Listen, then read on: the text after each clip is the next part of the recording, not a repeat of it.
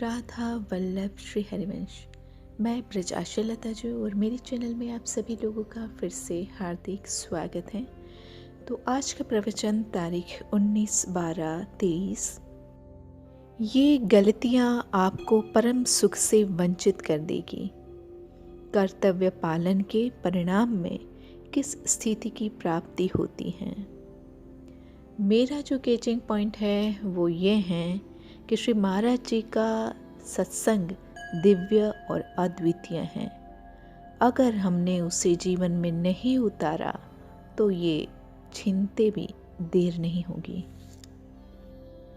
तो यहाँ पे श्री महाराज जी बता रहे हैं कि बड़े धैर्यवान, विवेकवान, कृपा पात्र जन हैं जिनको ये बात समझ में आ गई कुछ दिन का जीवन है, इसे सन्मार्ग में चलाते हुए जन्म जन्मांतरों से जिनकी हम खोज कर रहे हैं, आनंद की, सुख की, परम शांति की, वो प्रभु के नाम में, प्रभु के चरणारविंद के आश्रय में, प्रभु के धाम में, प्रभु की लीला में है। ये कोई बिरला भाग्यशाली ऐसा अपने अंदर विवेक धारण करता है। श्रीपाद बताते हैं, हे भाई, मेरी प्रार्थना मान लो। तुम्हारे बहुत ऐसे जन्म हो चुके हैं। मन के साथ मिलकर ऐसे कर्म किए कि जो संचित हैं कि हम हजारों बार जन्म लें तो भी उसको नहीं मिटा सकें। कुछ दिन का जीवन है, ये शरीर तुम्हारा नष्ट होने वाला है। ये पता नहीं कब नष्ट होगा। इसलिए यदि तुमने इस मनुष्य जन्म में भी वैसे ही आचरण किए तो तुम्हें प्रेत बनना पड़ेगा, जैसे धुंधुकारी। श्री तुलसीदास जी कहते हैं, भजन बिनु जीवन जैसे प्रेत। भजन अर्थात कर्तव्य का पालन और नाम जप। भगवत प्रेमी महात्मा का दर्शन, उनसे संभाषण करने का सौभाग्य, उनकी सेवा का सौभाग्य ये बड़े भगवत कृपा पात्र को मिलती है।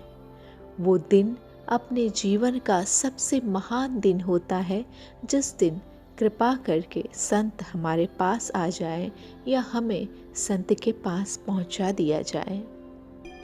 जो ही हम भगवत प्रेमी महात्मा का दर्शन करते हैं, करोड़ों तीर्थों के स्नान का फल दर्शन मात्र से प्राप्त हो जाता है। बड़े भाग्य हैं जिनके हृदय में उत्साह है, आज मुझे संत दर्शन होंगे। जब संत दर्शन हुए तो हृदय नाच पड़ा। भगवान शंकर कहते हैं, उमा संत समागम सम लाभ न कछु आन। अगर हमें संत समागम मिला, इससे बड़ा सृष्टि में कोई लाभ नहीं। और एक विशेष बात हो गई, जहाँ हमारा चित्त विषय की तरफ आसक्ति पूर्वक जा रहा था, जहाँ हमारा चित्त संसार के व्यक्ति, वस्तु, स्थान में आसक्त हो रहा था, संत संग से चित्त पलट गया। अब नया नया उत्साह प्रियालाल के चरणों में। ये बड़ी दुर्लभ बात है। ये बहुत बड़ा मनुष्य जीवन का परम लाभ है। ये भाग्यशाली के हृदय में होता है। जब अपने को भगवान का मानते हैं तो हमारे सांसारिक कार्य भी पूजा बन जाते हैं, पर नाम जप करते हुए भगवत भाव से। कैसे जाने कि भक्ति हमारी प्रारंभ हो गई। तो श्री महाराज जी बोलते हैं कि समस्त शास्त्रों का स्वाध्याय जहाँ तक गुरु कृपा से हुआ, संतों का संग और अपने हृदय के रंग को मिलाकर कह रहे हैं, सबके हृदय में श्री भगवान विराजमान है। आप अपने अधिकार और कर्तव्य के अनुसार परिवार की सेवा, समाज की सेवा और नाम जप, ये दो बात हैं। सब कुछ प्राप्त हो जाएगा। अगर आपने अपने घर में कुछ मिनट भक्ति की और निकलकर पापाचरण किए, राग द्वेष किया, हिंसा वृत्ति रखी, चोरी छल कपट, बिल्कुल आपकी भक्ति नहीं मानी जाएगी, क्योंकि सबके हृदय में सच्चिदानंद भगवान गोविंद विराजमान है। किसी की भी हिंसा, चोरी, छल, कपट आदि ये व्यवहार बर्ताव करना मानो प्रभु के साथ हम ऐसा व्यवहार कर रहे हैं। श्री महाराज जी आगे बताते हैं कि साधु पुरुषों का संग होता है तब पता चलता है कि भक्ति का वास्तविक स्वरूप क्या है। भगवत प्रेमी महात्मा के चरणों में प्रेम अर्थात प्रियालाल के चरणों में प्रेम। अगर श्यामा श्याम के चरणारविंद के प्रेमी भागवत का संग न मिले, उनकी आज्ञा में न चले, तो सीधे श्यामा श्याम से प्रेम हो ही नहीं सकता। रे मन रसिकन संग बिनु रंच न होई प्रेम। ये सिद्धांत है भक्ति का दास दासो अहम। जब तक निरंतर भजन नहीं, समस्त कर्म भगवत अर्पित नहीं, तब तक हृदय का परिवर्तन नहीं होता। श्रीपाद बताते हैं ये वृंदावन किशोरी जी का निज महल है। इसमें प्रेम सुधा भंडार भरा हुआ है। आ जाओ वृंदावन में। निरंतर प्रेम में डुबोने की सामर्थ्य वृंदावन में है। पर वृंदावन में वही प्रेम में डूबता है जिसको रहनी आ गई है। अगर थोड़ा भी अभिमान है, वृंदावन के सुख को नहीं ले पाएंगे। धन का, बुद्धि का, शरीर का, साधना का बल अभिमान। ये धाम है। जब आप इस धाम की रज में लौटेंगे, रसिकों का संग करेंगे, तो अभिमान अपने आप गलित हो जाता है। आगे श्री भगवान अर्जुन जी को गीता में उपदेश देते हैं, अपने अपने कर्तव्य का पालन करेंगे तो देवता प्रसन्न होंगे। देवता प्रसन्न होंगे तो तुम्हें जो आवश्यक सेवा सामग्री हैं वो प्रदान करेंगे। अगर देवता अप्रसन्न हो गए तो हम किसी भी प्रकार सुखपूर्वक नहीं रह सकते। जब कोई अपने कर्तव्य का पालन नहीं करता है तो अग्नि देवता, वरुण देवता सभी उसको कष्ट देने लगते हैं, बाहर भी और भीतर भी। शरीर की वायु बिगड़ गई तो वात रोग, हर जोड़ जोड़ में दर्द, कफ बिगड़ गया, अग्नि बिगड़ गई, भोजन पचना बंद। ये सब देवता है।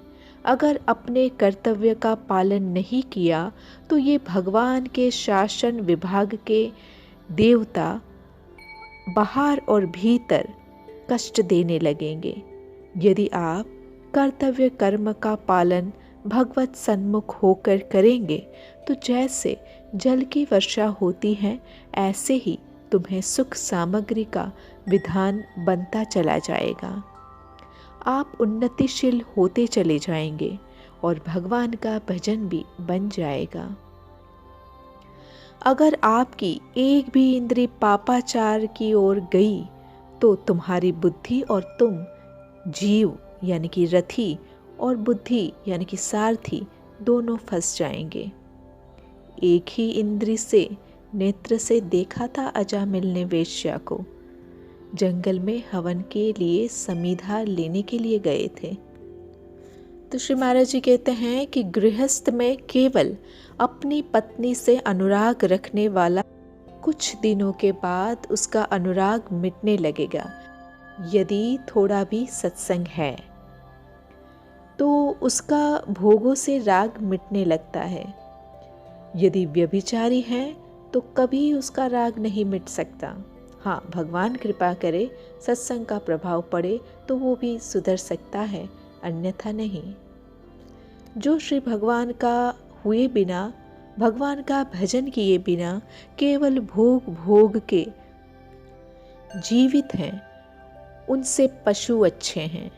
क्योंकि पशु अपने पूर्व पाप का नाश करके ऊपर उठ रहे हैं और ये नवीन पाप करके दुर्गति के लिए जा रहा है।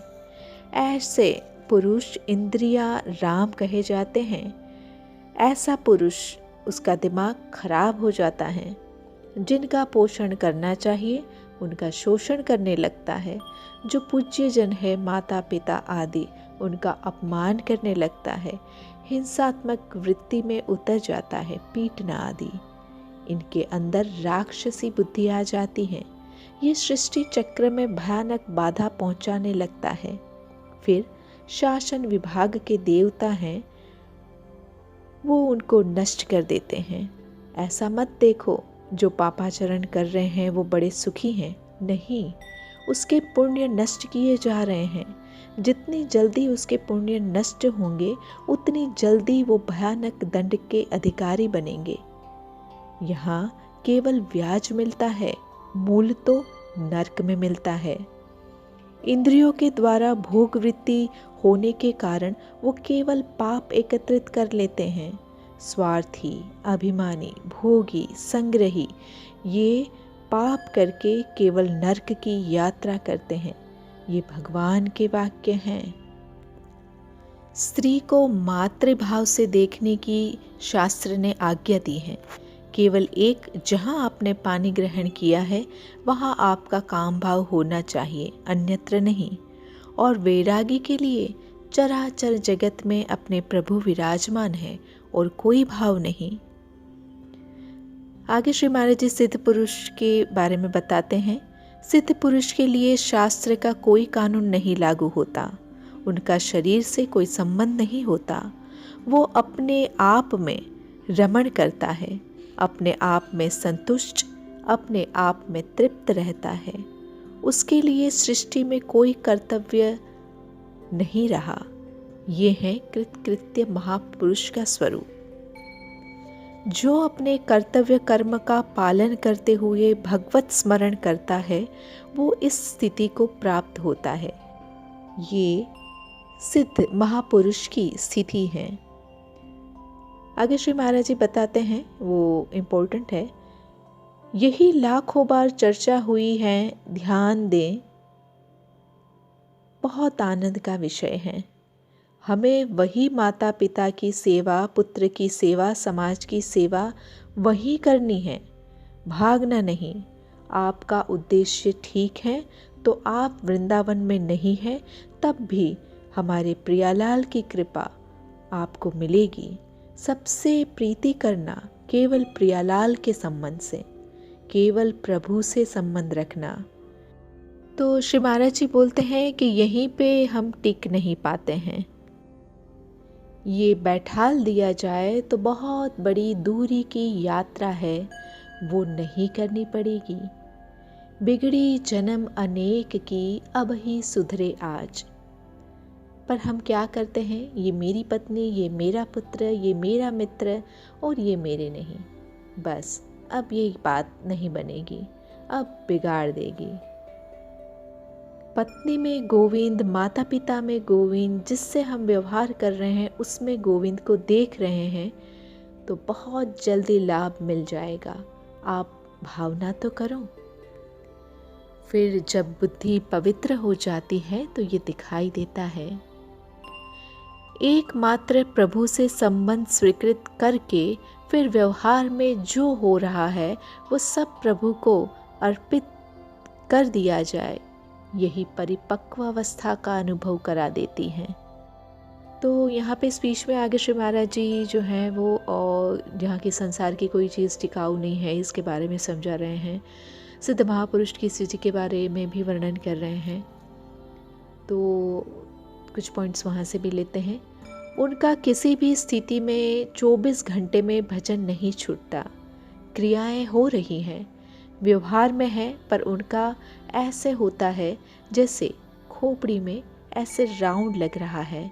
नाम मंत्र अपने आप घूमता रहता है और उसे वे देखते रहते हैं। वो जिस नाम मंत्र रूप का चिंतन करता है उसी को देखता रहता है।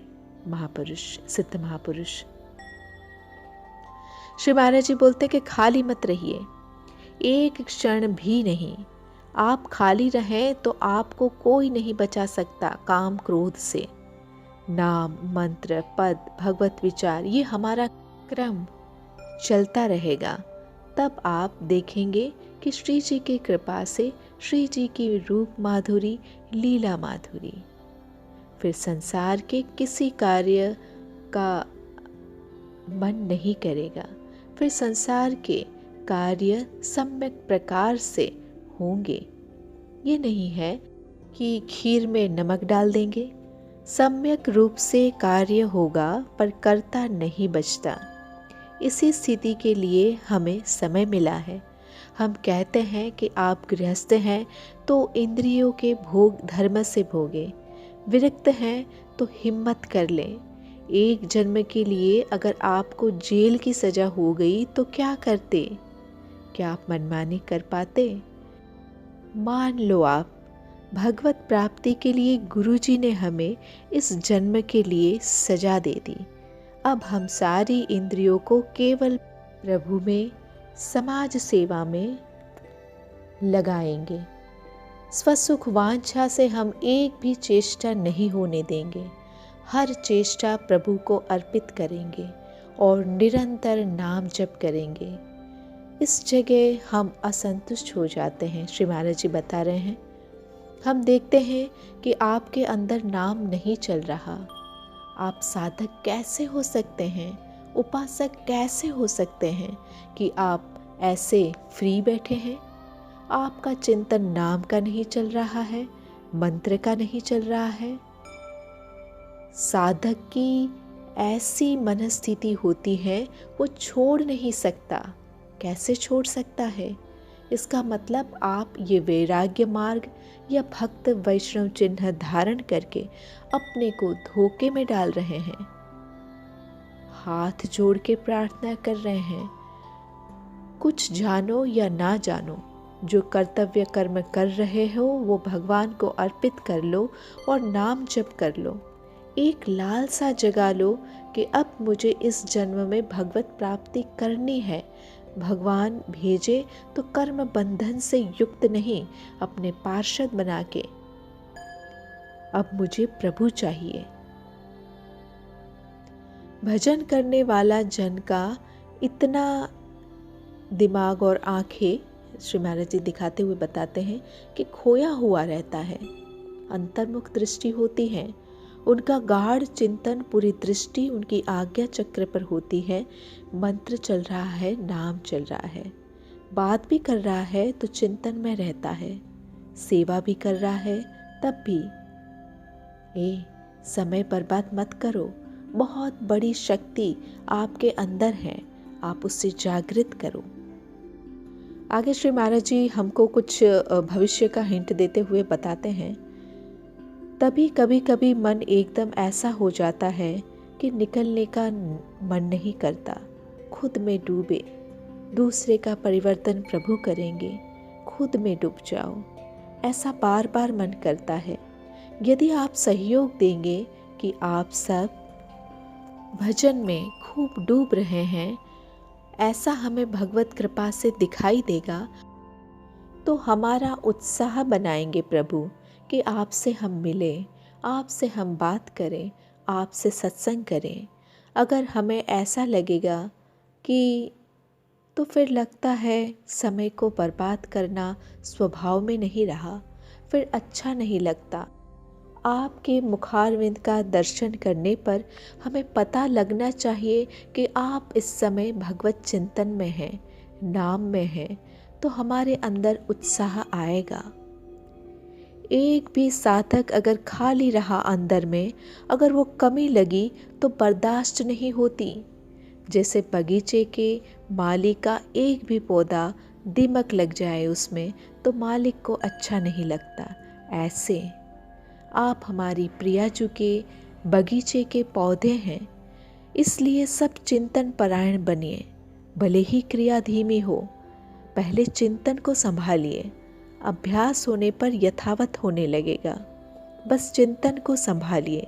अगर आप चिंतन शून्य है, बाहर भागवतिक क्रियाएं हो रही हैं, तो वेग संसार के चिंतन में लगा देगा, वो आपको गिरा देगा।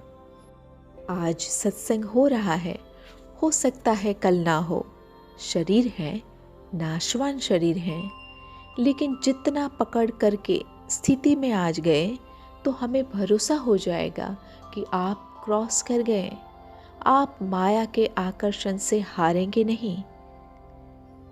तब हृदय में लगेगा कि मेहनत भगवान ने जो करवा ली वो पूर्ण हो गई। वर्तमान में जो भगवत चिंतन नहीं करता वो भविष्य में परिपक्वता की अवस्था कभी प्राप्त नहीं कर सकता, पक्का समझ लीजिए। तो यहाँ पे श्री महाराज जी हमको बस यही बार बार रिक्वेस्ट कर रहे हैं कि जो भी उनके श्रीमुख से डायरेक्ट हमारे प्रियालाल हमको बताते हैं उसको अगर हमने जीवन में नहीं उतारा तो हो सकता है कि आगे हमको ये सत्संग मिलना बंद भी हो जाए, क्योंकि महाराज जी ने बता ही दिया कि उनके शरीर का कोई भरोसा नहीं। और मैंने ये भी कल एक मैसेज जो है वो मेरे को सर्कुलेट हुआ था कि जिसमें ये सुबह श्री महाराज जी पैदल यात्रा करते हुए आते हैं डेली केली कुंज में, तो वो भी मेरे ख्याल से आज से बंद हो चुका है। तो जो भी साधक मुझे सुन रहे हैं उनसे मेरी भी श्री महाराज जी की ओर से यही रिक्वेस्ट है कि जितना हो सके जो भी हम पॉइंट्स भी अगर यहाँ पे हम पॉइंट आउट कर रहे हैं तो उन पॉइंट्स पे भी अगर हम कम से कम चलें, उसको मनन करें, उसको अपनी लाइफ में जो है वो इम्प्लीमेंट करें।